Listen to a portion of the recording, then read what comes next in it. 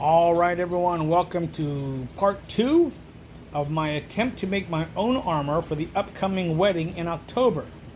As you remember, I took the old style plaster cast making material, put it over my upper torso, and I got this shape. This has been sitting for about a week.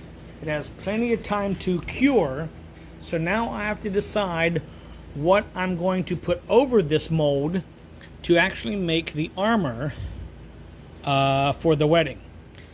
I've come up with 3 possible solutions.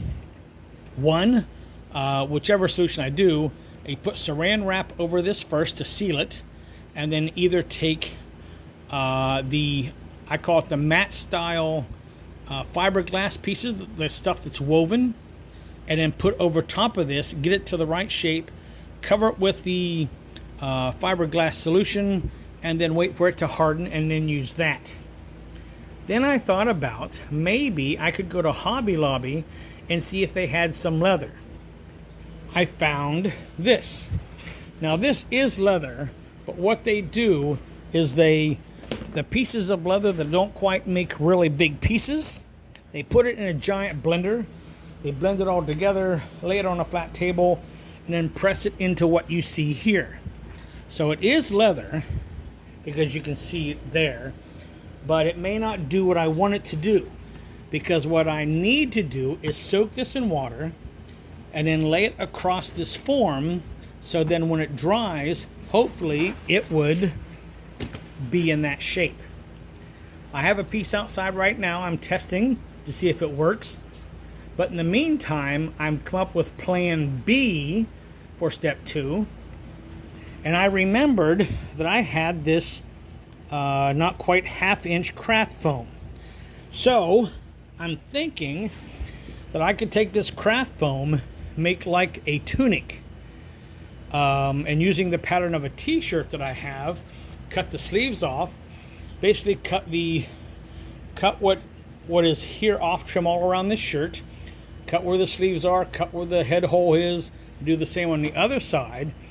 And then basically it's going to be a tunic, and then I can use straps and buckles to buckle the side, and then take the pretend leather the leather that I have there, stick it to this, so it would have the feel of leather, it would be stiff, and it wouldn't be all floppy like a t-shirt.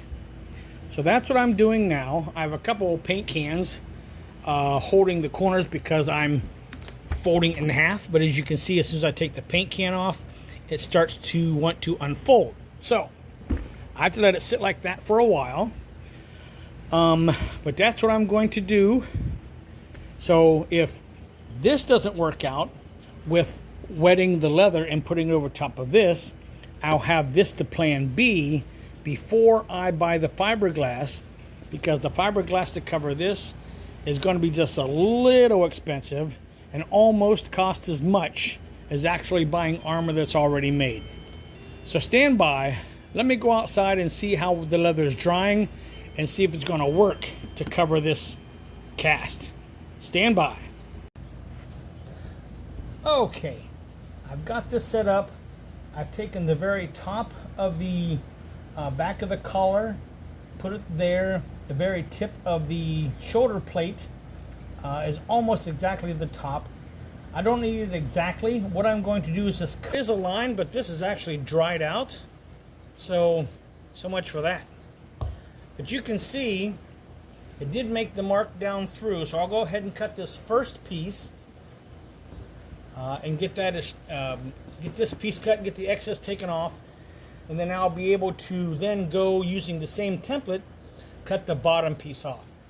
So let me go ahead and shut this off for a moment, because this is the part that's really tricky, and this is the part that's going to take me longer. So stand by just a moment, please. All right, here we go with the final. It's a little hard to do this myself because I have a piece in the back, a piece in the front, and I had to get one of my kilt belts to hold it in place. Now it may not look like it's going to work now, but I'm actually thinking this is my best choice, so I'm going to skip putting the fiberglass over top of the plaster mold stuff that I made the original mold for. I'm going to skip all of that. I don't need that anymore.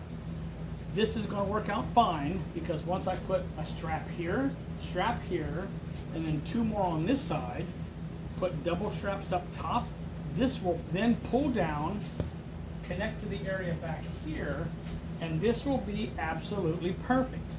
There will have to be some trimming and maybe wrap some leather around the side to make it look nicer, but here's the kicker. I can get some of the heavy-duty 3M spray glue, put on these, on the front and the back, and then I can take this piece that I got from Hobby Lobby, and this is going to work fine, and it will cover everything that I need to, and then I can use extra pieces that I have, or get some thicker pieces of leather, and embellish whatever I want on the front of this this framework. So this is going to work nice. Always go with your first idea, because your brain's telling you you can do it. Don't overcomplicate it, just do what you need to do. Now there are videos where people have specific patterns that they use, like they would cut down the center, angle it, glue it together so it would protrude a little bit. But I'm thinking I want to like this. All I have to do is about at the belt line, where you see the belt here, to cut this down to make a little protective area in the front, and that'll allow me to sit down, stand up, pick things up without being, because right now I can't, it's all the farther I can bend. So with a few adjustments, get everything ready to be strapped in. This is going to be ready to go, and I'll be set. So thanks for watching. Leave a comment. If you have any ideas to help me, please let me know. I appreciate any help you give me.